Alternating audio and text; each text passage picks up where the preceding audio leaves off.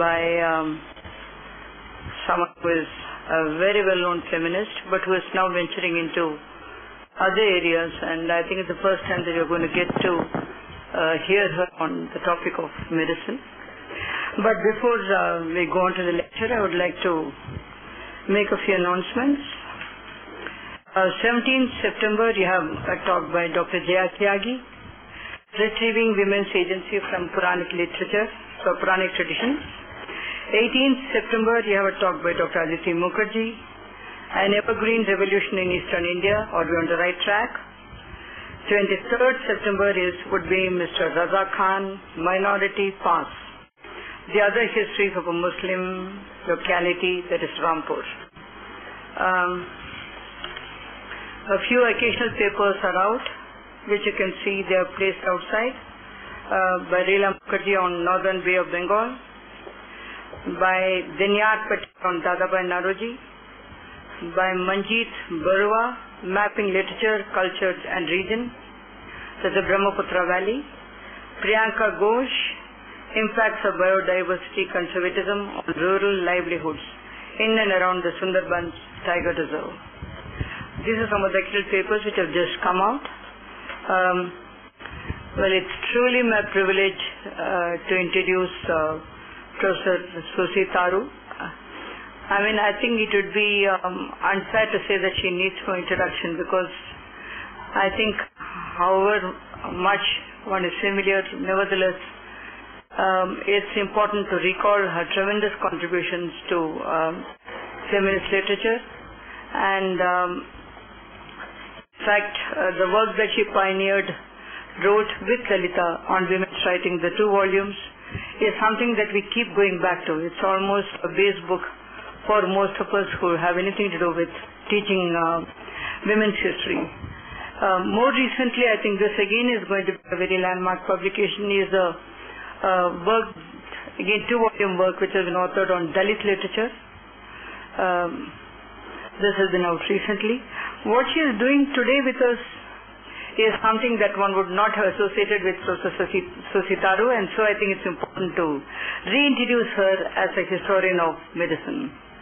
It's called A Small History of Health, and from what I could understand, I think she's looking at the understanding of public health as something that is driven by a state, the state measures of state policy. Now, how true that is, I'm sure that she's going to be challenging this premise with which she begins, and so I shall leave it to Professor Susie Tharu to enlighten us.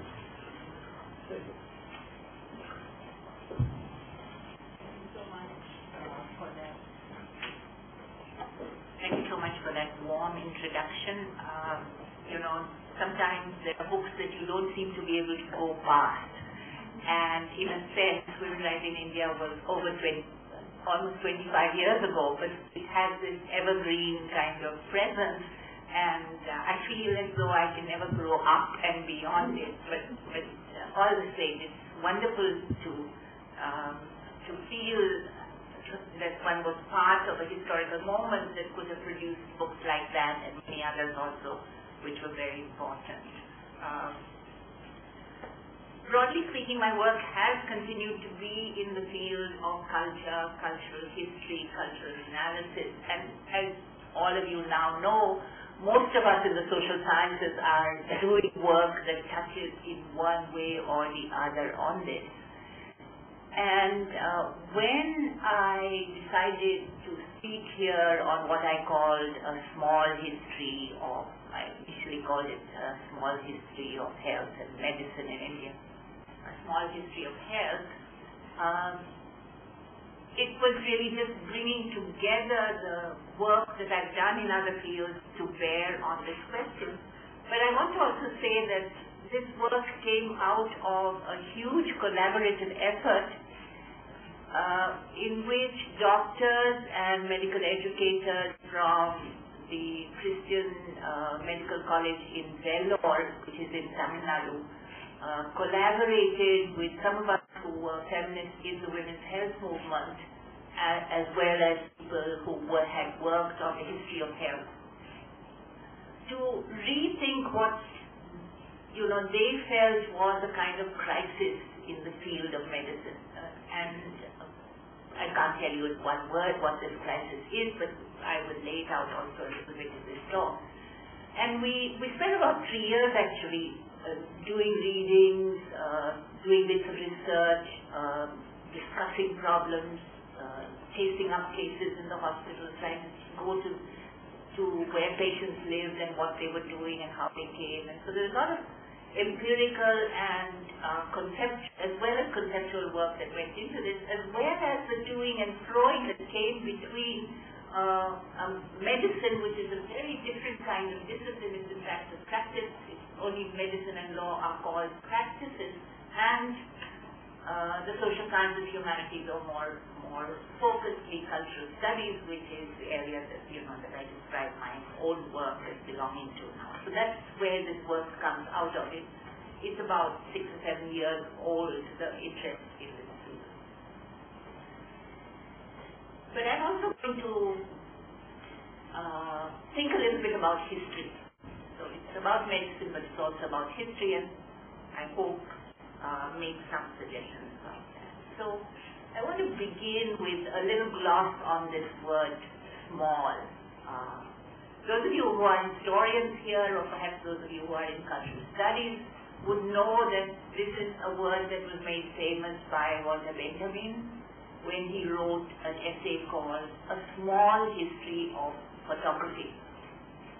A small history, sometimes translated as a brief history of photography, but I think the general discussion is that small is the right translation. And what he means by that, it is about 15, 16-page essay, a brilliant essay. Maybe one of you wants to pick one of 10 essays that are definitive essays in thinking about aesthetics. A small history of photography would be one of them. So, the way he defines the term small there is, he doesn't spend a lot of time on it, but he suggests that if you have a history that is focused on a single issue, a focused history, and one that takes it through conceptually, then that is what he calls a small history. It's not wide-ranging, it's not taking in a whole lot of things, but it focuses on a question and it tries to trace that question through. So what is the question that Benjamin gives you an example of how he thinks and how we should also be thinking? What is the focus of his essay, A Small History of Photography? And he says that his essay is focused on the question of art as photography. Now very carefully, he's not saying photography as an art. That's a very familiar kind of proposal, that photography is also an art and so on. Art as photography. So he says amateurs who go out and come back loaded with a camera full of beautiful artistic photographs are just like hunters who have gone out and killed an animal and brought it back. There's nothing new in what they're doing. What they come back with is actually dead stuff, dead material. The question he wants to ask is,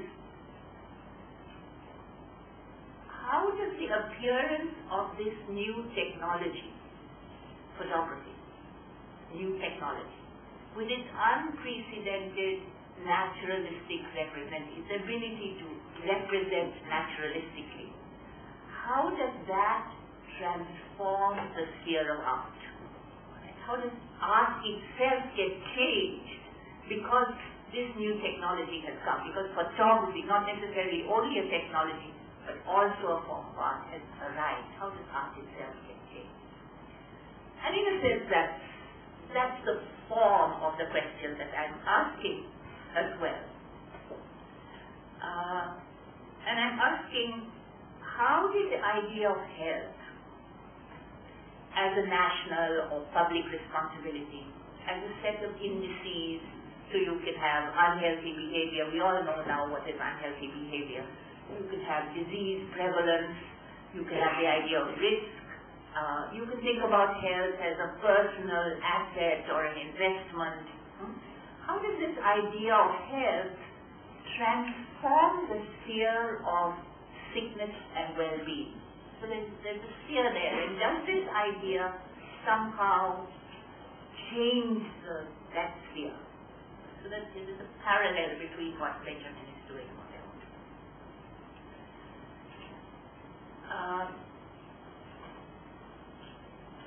A sort of sub-question that we need to ask is, what is the conceptual or institutional formation in which this health idea is housed? Or to put it in other ways, what is the space that is held together invisibly, unconsciously by this idea? The health idea is not just a thing in itself. It's not just an empirical object. It's not a photograph you can go out there and take and bring back. It's not a dead object. But it's an idea that is situated in a whole set of relations, if you like, to use more familiar, okay? Or in a framework or a formation. And how does this formation, consciously or unconsciously, and mostly unconsciously, shape the idea of health? So, in one sense, what I'm going to ask is, can we identify the deep structures that determine the character of what health is today and how it functions? And I'm turning to history and to cultural analysis to ask this question. Now, you can imagine that when we were working with a group of doctors, if I said in order to understand health and idea, we need to go to cultural analysis, there would be amazement all around, and there certainly was. Health as an idea, as far as they were concerned, was something they could measure. They could tell whether you had the right heart number of what your pulse was, or what your blood, how you did your blood count, or whatever. They could tell whether a person was healthy or not. But that health is an idea with a history, and that we need to be able to understand that history in order to understand our present experience was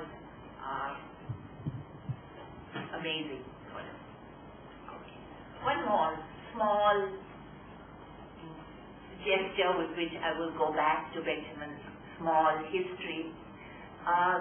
In that history of photography, Benjamin said something like, the thing about a photograph is of naturalistic representation. Okay? And however much we may scoff at that and think this has nothing to do with art, there's something about it. There's some aura, and you know Benjamin doesn't like the word aura very much. There's some aura about the object that is created in the photograph. That the object itself, you know how this is. We all look so nice in the pictures that are taken of us, right? We look like grand people, not like the ordinary people that you and I are. There's something about the framing of a photograph that will give you that larger sense. It does something to the object. What is it? Okay.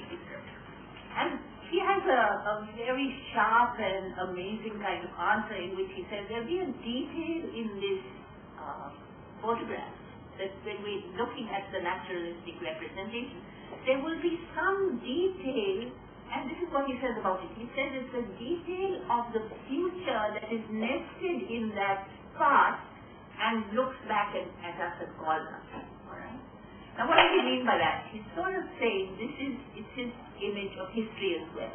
He says history is a way in which you go back to the past, not only to tell a story of time, but to recognize how the future became what it is.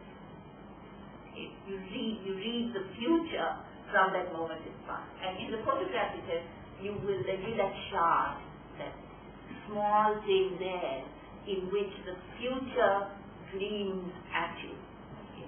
So here again, the transactions of time or the idea of temporality that are involved in this are not the routine transaction of temporality where you're moving from the past to the present to the future, and you can tell the story of the past with the past perfect tense. This happened and this happened and this happened. And it gives it a firmness and a shape and so on. But here we are now saying that the past is a place in which we may recognize the future.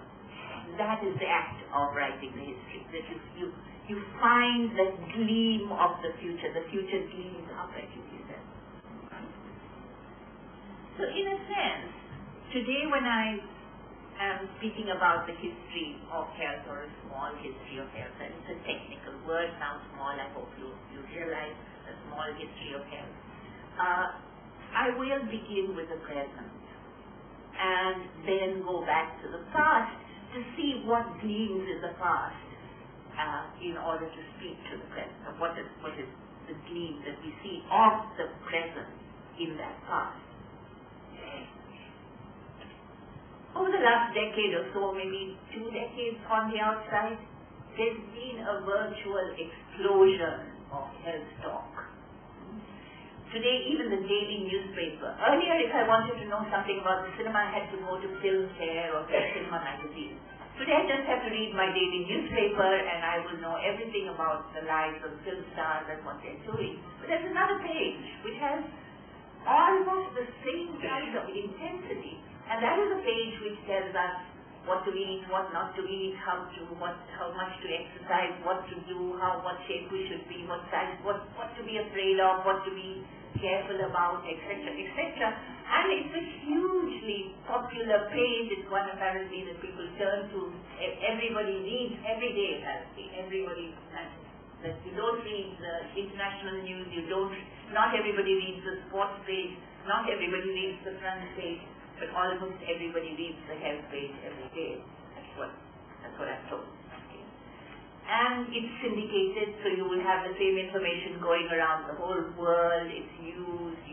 The Brits are, and they have a certain style.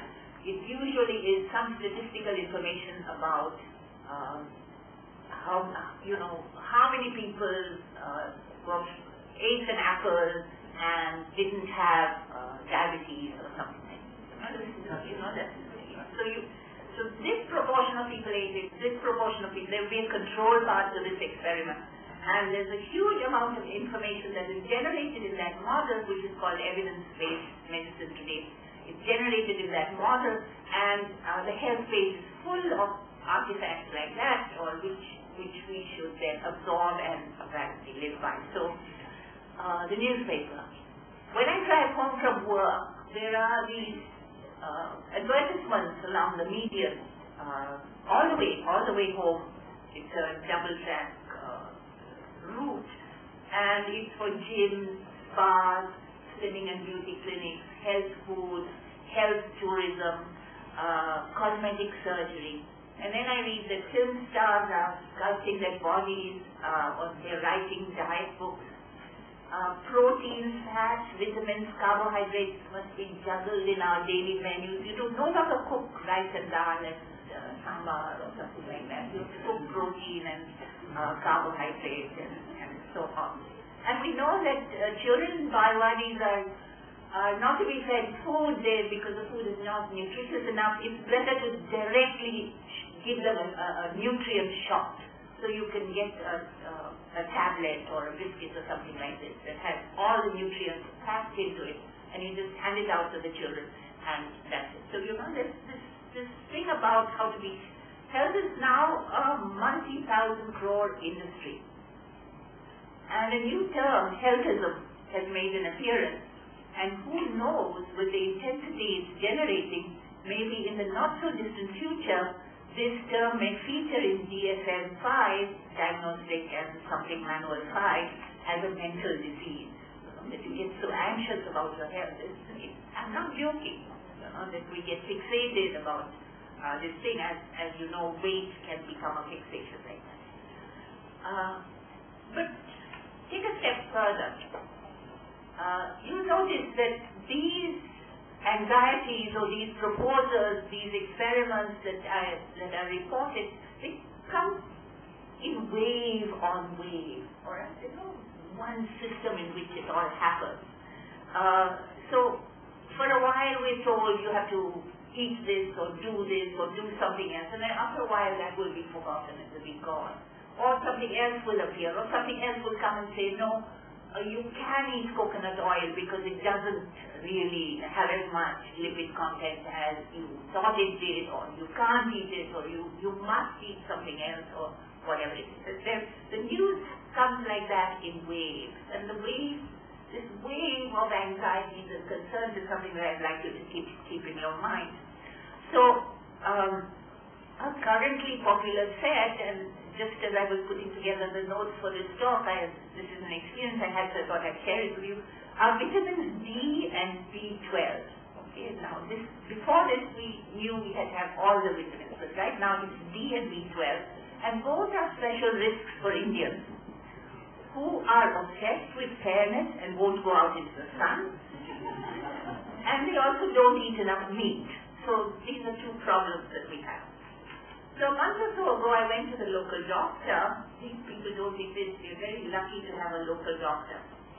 A person trained, he's a person trained in one of the country's best medical schools, and I had pain in the back that was keeping me awake at night, but seemed to disappear during the day. Now, I suspected it might be psychosomatic. How can you have a pain at night and not have it during the day and so on? But fortunately, this doctor didn't suggest that. He listened to me, asked about my diet, and then he wrote out a sort of prescription. I thought it was going to be some medicines, but it turned out to be that I had to do 4 tests. So I had to do a complete blood picture, and then I had to do a vitamin D test, and then I had to do a vitamin B12 test, and then I also had to find out the calcium level in my blood. All right? Now, all these women are nodding knowledgeably. You know that all these are issues that we need to be thinking about. Well, much to my surprise, because I live in another generation, all this cost me 5,000 rupees. It's more than many people's monthly income, and a sixth of the handsome pension I received from the government of India. The result said normal. You're fine, he told me, and so I had, some achievement. You're fine. But my back still hurts. All the same, he wrote out a prescription for calcium, vitamin D, and B12. And the pain, I said, the pain? Oh, he said, that happens with age. Nothing much can be done about it. Try meditation. Or take a sleeping tablet. Since I knew, and hobnobbing with doctors is not necessarily very good for you, that too much calcium could lead to deposits in the wrong places, the kidneys for example, and that vitamin D toxicity was more dangerous than a small deficiency, I just put the prescription away. In a couple of weeks, the pain receded and became localized, and I figured out that what I had was probably a hairline rib fracture, which soon healed on its own. It just healed on its own. Now, these examples that I brought up are examples to lay out for you some of the divides and disjunctures here, which I see as a map of what is the problem with health today. Why is it in some kind of turmoil or crisis?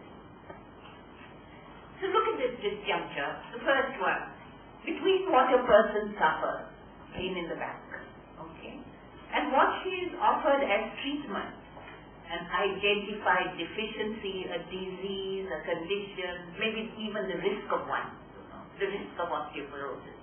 I was treated for that. So look, the difference between what a person is experiencing and what is being offered as the solution for that experience, or maybe for some other condition which is not what she or he experiences at all. There's a disjuncture there.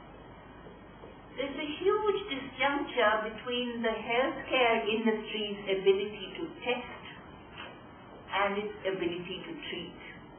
Do you remember what happened to me? I paid up for these enormously complicated tests. I had to wait 4 days in order to get an answer. We told everything was fine, but I did not receive any treatment for what was my problem. There's a problem there, all right? I'm joking about this because what I had was not a serious problem. and there are other times when you don't joke about what this is, between the cost of health and what individuals or even governments can afford. You know that European governments are now staggering under their healthcare budgets, and we are going that way. I'm not saying we shouldn't. We should have universal healthcare. I believe in that. I think that is important. But we also have to think about how we're going to deal with this, the budget that's coming there, and of course who's going to make the money out of it. Between the scientificity of medical knowledge and its efficacy. You get that? That science, it's rigorously scientific, and the pursuit of that research and the problems that come up have this scientific formation and are driven by the interest in science. But what is the relationship between the scientificity and its efficacy? Is the science efficient? Does it do something for you? What is another disjuncture? Between health as an individual's desire and health as a corporate or commercial enterprise. I want to be healthy, but there's a whole industry out there. Is there a structural misfit between what I want and I need and what that industry is doing and is offering me? There it comes. Between the guarantees of science and our own non-scientific defensive practices. This I need to explain a little bit. You remember what I did? I put the prescription away. Now I'm an educated woman. Okay? I should know that if the doctor tells me to do something, I should do it. But I didn't. Okay? And I think that many of us are driven into these non-scientific, somewhat irrational in scientific terms, kinds of practices. So we'll ask someone, we'll try, even the doctor said, try meditation. Okay? I presume you would do meditation because you wanted to meditate and you wanted to achieve some spiritual goal of some kind, not because you had a pain in the back. Okay? So there are some kind of irrationalities that are coming into health-associated behavior, and there are important, quote-unquote, irrationalities which are very rational, and the scientific face of medicine and health. So we're looking at a field, if you like, even if you just look at the small example that I gave you, and it's a very personal one, the larger field will give you a larger scope, but personal experiences are wonderful ways of entering into a phenomenon. Well, the established way of, can we turn to history and to cultural analysis for some insight, and this is precisely the focus of my small history of health. The established way of writing the history of health is a concern that grows out of scientific knowledge and the development of modern clinical medicine. In other words, we think we have become more self-conscious about our health because we know more about our bodies and about biology and about pharmacology and so on. And as a result of that scientific knowledge, there is greater concern about the health of individuals, but also maybe the health of populations. You know, we should vaccinate or have a polio eradication drive or something else. We make sure that none of the young girls get cervical cancer, or all these kinds of large population group types of health initiatives. The conventional history, and the conventional history which medical students are taught and which we read if you're reading about health in India and so on, the conventional history tells the story as the story of the growth of science. And in that story, clinical medicine, that is what happens in hospitals between the doctor and the patient and how diseases are cured and so on, precedes. The science starts there and then extends into general health, the governmental health or the health of populations, or what we tend to call public health. In a medical college they call that public health, that's a flavor, social medicine and public health and so on. So the sequence in the conventional story, the sequence is that you have clinical medicine followed by public health awareness, followed by personal health awareness. That's the sequence in which it comes in the conventional story. And science is the key word there. So clinical medicine has its roots, and since I'm a feminist, I would say it has its roots in the midwife experimenting with herbs. Or as it's public health. When you think about public health, you're talking about water supply and sanitation systems, and the Harappan excavation tell that story. So that's the beginning. Long beginnings, right? You're just seeing histories with thousands of years of a span, right? Okay. But these histories, in the conventional history, these histories come to their own with the birth of scientific medicine. So everything reaches that pinnacle or its crowning point, as it were, with the arrival of scientific medicine, and this happens with the scientific revolutions that we associate with the modern age. So that's very roughly the sort of story. And of course, this story has brave battles against superstition, people who do painstaking observation, risky experimentation, sometimes with themselves. Really amazing people, no doubt about it. It's also the story of the development of instrumentation and the production of verifiable knowledge. All right? So the criticisms say that what we call modern Western medicine or allopathy has about all other forms is that they do not have verifiable knowledge about their medical system. Okay? Just like psychoanalysis doesn't have verifiable knowledge about its system. So verifiability is an important part of this story. So this is a story of triumph. It's a triumphalist account, and we have arrived, if you like, at a golden age of medicine today. It's an age in which we can do wonders. We can transplant hearts, we can do this, we can do that, and every day you hear about some new fantastic things that doctors are able to do, which they've never done before, and even the newspapers will sometimes now on the front page tell you about some surgery that has been done by some doctor which was never done anywhere else before he was able to do it. So it's the golden age, if you like, of medicine. If you look at the story specifically in India, this story tells us something like it starts with health initiatives by the British government, but mainly by missionaries in missionary hospitals.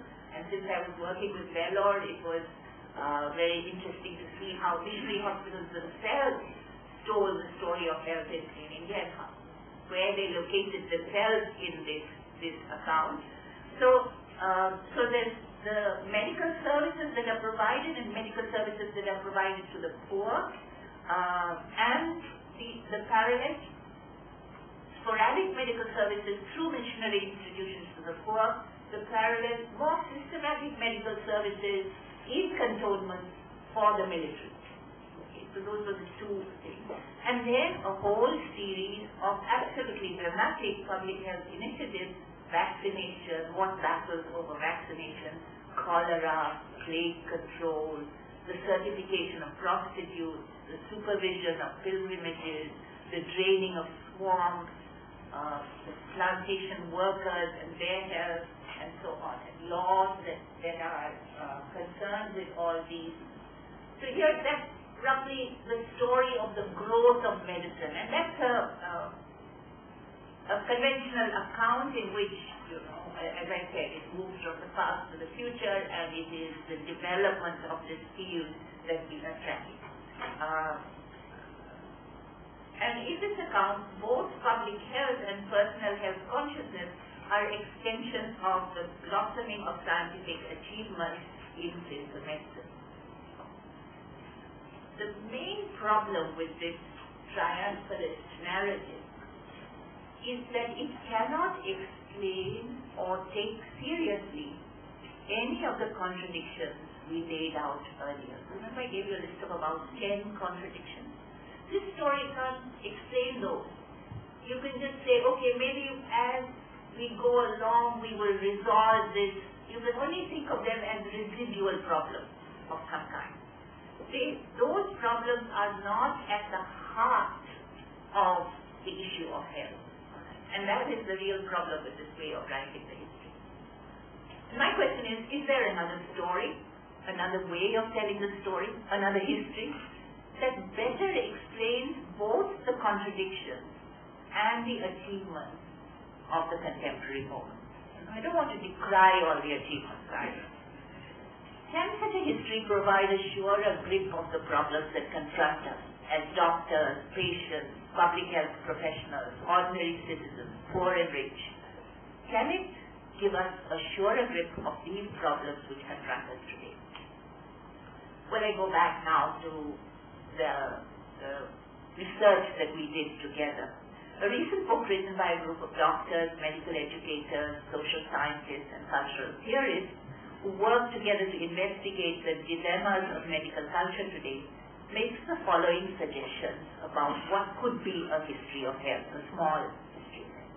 A small history that is geared to looking at these contradictions that we are seeing. Well, one of our findings is these contradictions are better explained if we study the paradigm shift through which current forms of preventive health and clinical medicine emerged and took shape in 18th and 19th century Europe, as well as in the colonies, especially in India. All right? Now, say we need to go back to a paradigm shift, a break point, an epistemological rupture, depending on which field you come from. And that is the point at which you look at, not Harappa or the midwife and the gradual growth of science, but there is a structuring that takes place at this point, 17th and 18th century, that will give us a clue about what is the nature of our experience today.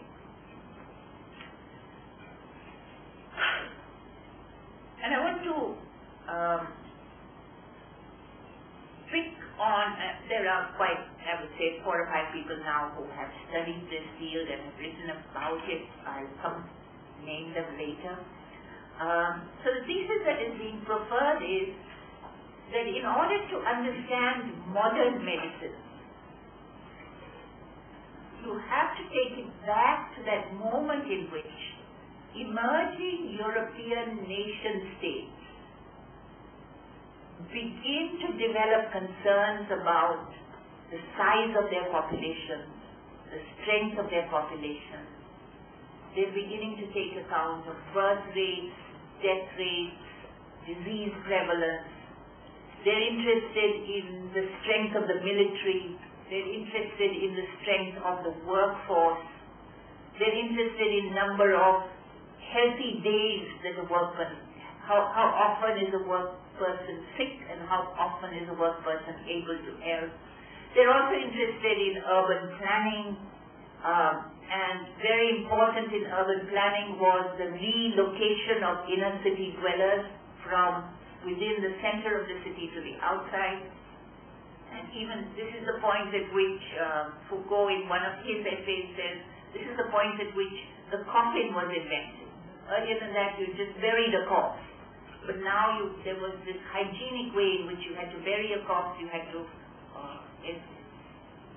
put it into a coffin, nail the coffin down, and then separately bury it. So even these burial practices, you tend to think that these are age-old practices. They come with this moment of new health awareness. So that the thesis that it is this national concern with a nation's health, if you like, and a nation's strength, its productivity, its administrative organization of its population strength, that is the beginning of it.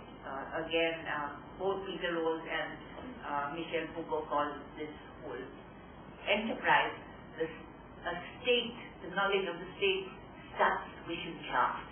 Okay? How the state begins to gain knowledge of itself. Now see, we've already shifted, I want to point to this shift from scientific medicine to administration. The heart of the question lies not in the emergence of science, but in an administrative formation. In India, a very special anxiety was the securing of cantonments in which the health of the army could be safeguarded from the disease threats of a crowded city inhabited by natives. The battle against superstition and the displacement of other medical authorities, Unani, Ayurveda, popular practices of various kinds, including vaccination and midwifery, their power and control had to be put down. Also, and all these are administrative tasks. Also important was the safeguarding of trade, which was threatened by epidemics, and cholera threatened to actually close down world trade because it was carried, I don't know which way it was carried, but it was assumed that it was carried from India and from China and so on to the European countries. And so in this avatar, this notion of a structural break is very important, because if you take a concept and you place the concept in one structure, it appears as one kind of concept. But if that concept is in another structure, if you take health in another structure, then you will see that it works with a different logic, has a different formation, and so on. So the notion of structure is very important here. So in this new avatar, and the avatar comes with a structure, medicine takes the form of an administrative modality, and it becomes an arm of the state, of government. All right? That is where you have to see its beginning. This is an important break from various earlier settings and different structural formations in which the work of healing or the work of sewage disposal occurs. You have one formation in which it happens, or another formation. And the late 17th, 18th, and 19th centuries, a new formation in which health makes an appearance, and it's a formation that's important.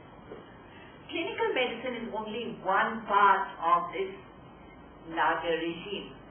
If we were to identify a temporal sequence, like historians that we should, we could say that modern clinical medicine follows from the growth of the state's public health concerns, and is structured in the same way.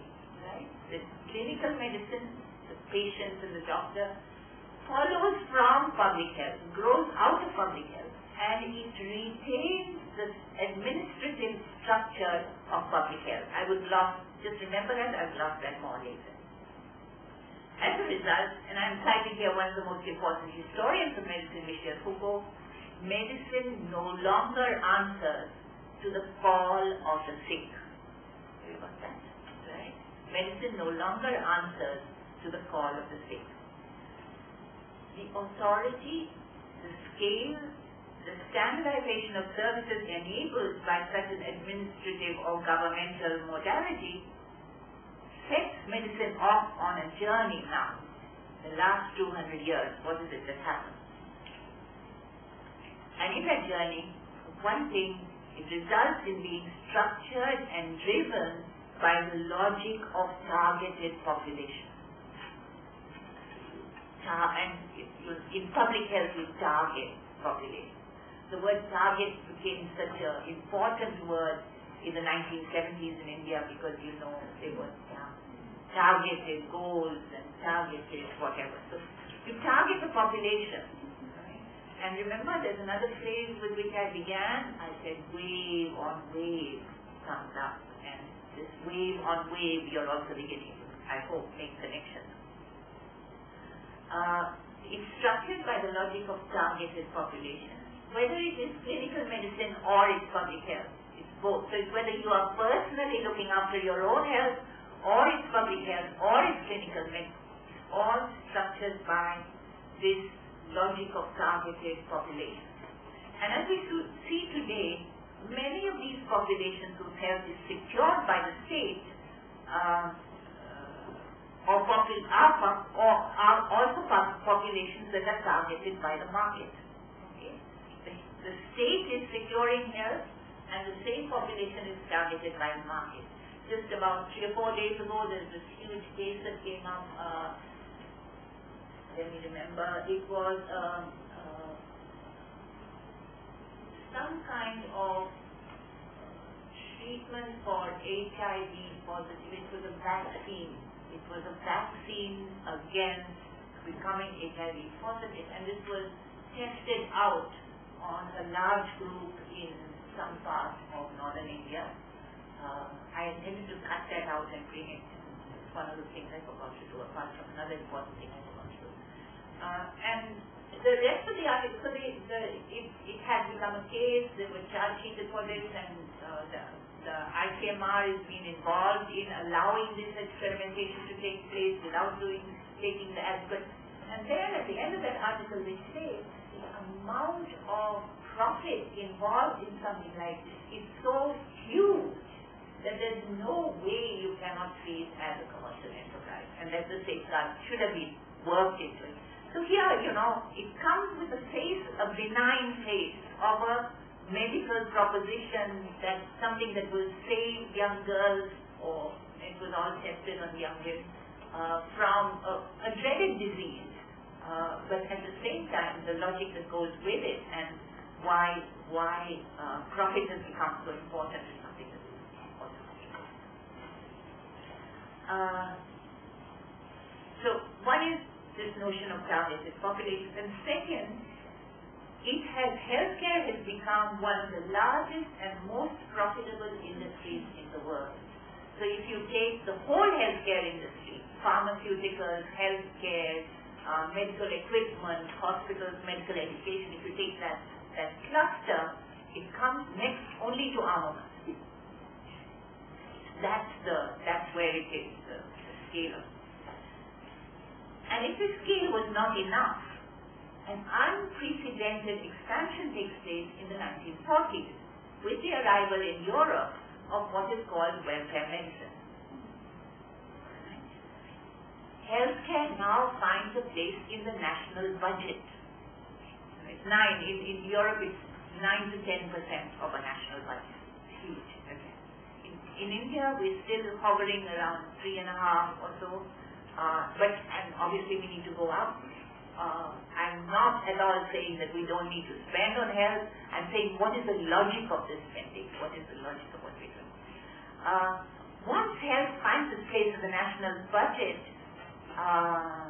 let me say in brackets, it's a very important moment, the 1940s, because health is spoken of as the right to health. Okay?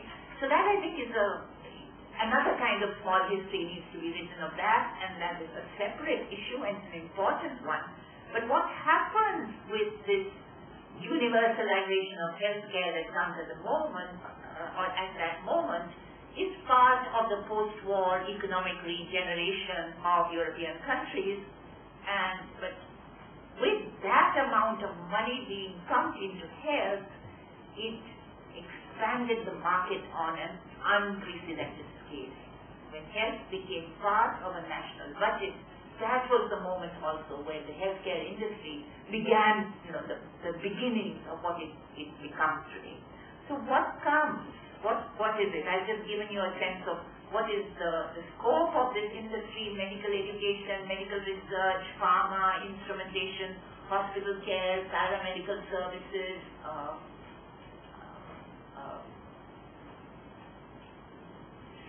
what are these? Medical sales people of various kinds. This is huge formation.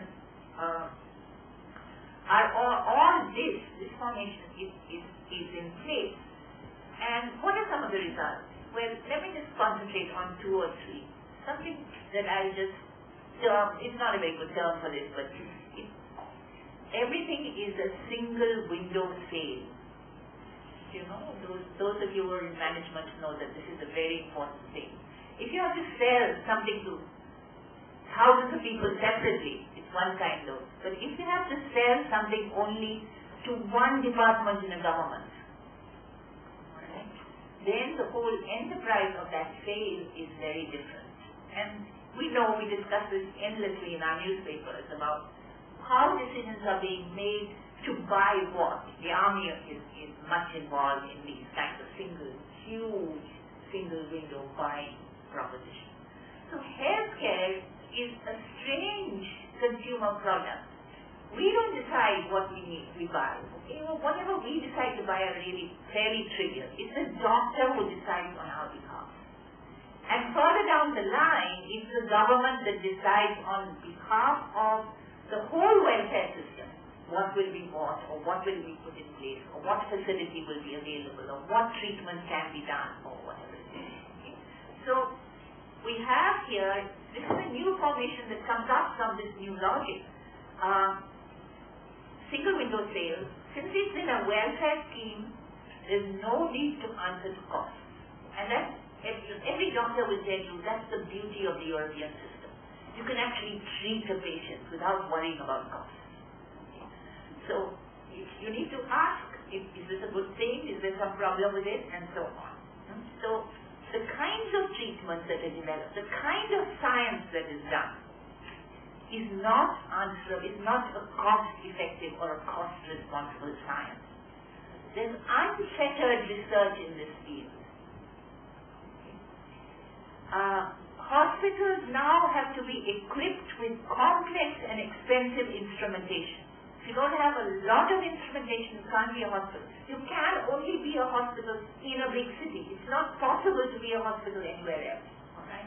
So we've got a system in which the kind of medical care that is available only to a very select few. Even if we make it a welfare system, it cannot be made available unless everything else is in place.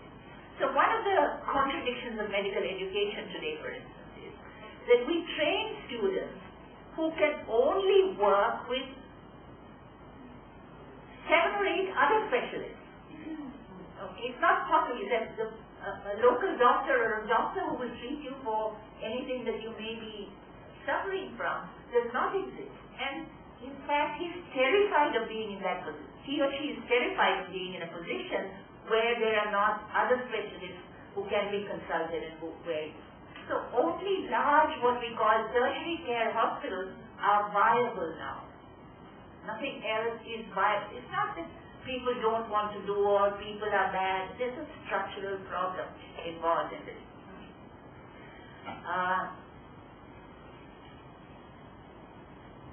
And there are huge, you are always wrestling with the question of the size of the market. Nothing is ever an innocent question anymore in the healthcare field. And all this is a consequence of the form of medicine, the structure in which healthcare and medical knowledge and public health have emerged. So it is that what Benjamin would have called that which plays unconsciously around the object, that structural relations in which it is said, that gives you this formation. And of course, it's history which I tried in very large jumps, because I'm focusing on this concept, to give you. What is not often commented on, of course, except in marketing circles, is the fact that the governmental arrangements with these population-sized markets, so if you have a vaccination to sell or you have a procedure to sell, you have a population-sized market. So today, even if you are prescribing a statin, the big new controversial prescription for what you and I would call blood pressure or hypertension or something like this, it's a huge population market. Everybody who is under risk, and you define the risk limits in new ways. At what point does it become risky to have, what should your pressure be so that you fall into a risk category? Now that, if you move that up 5 points this way or 5 points that way, the size of the market will increase. Okay? So there are high stakes in how health figures are put into place. And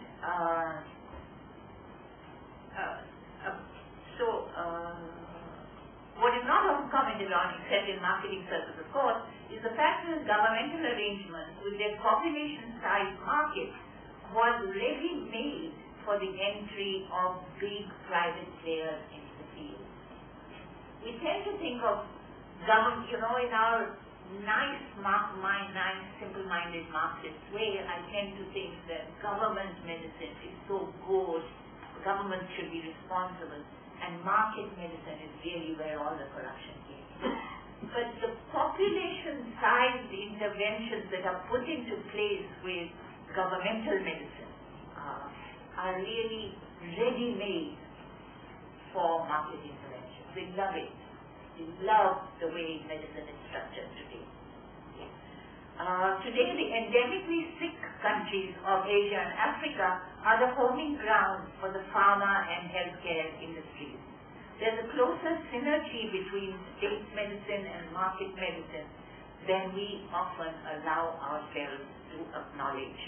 In fact, governments who only a couple of decades ago abandoned their responsibility to the sick of this country, I don't know whether you remember, some of us here are old enough to remember that public hospitals were abandoned. They were not investing in public hospitals at all, and they crumbled, and some of them were taken over by private enterprises, are today eager to provide everyone with the best of care.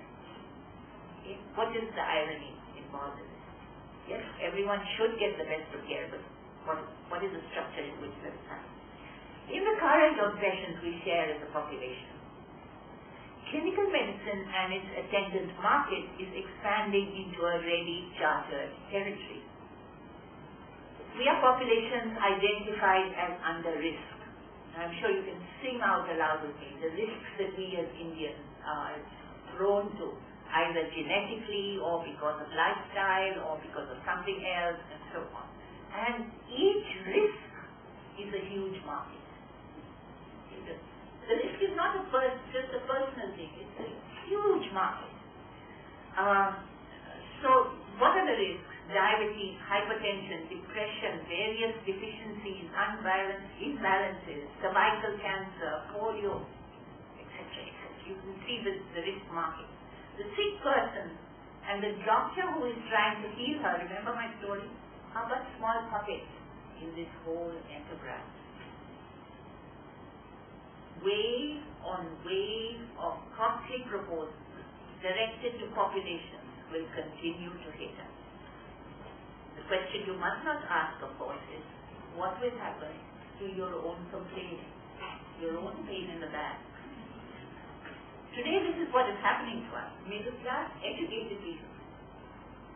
Just yesterday, it was the rural and the urban poor who were victims to wave on wave.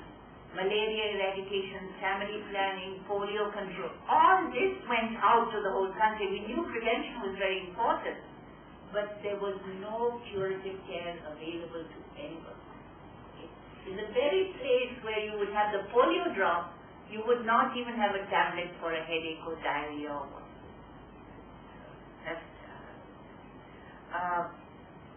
So wave on wave happened to them, wave on wave are happening to us now. This then is the small and very secret history of the dysfunctional service that healthcare has become. When we think and speak of medicine as a science, this recent history, the structural relations that it sets up, relations that are specific to the form of health and healthcare in our time, these relations are obscured.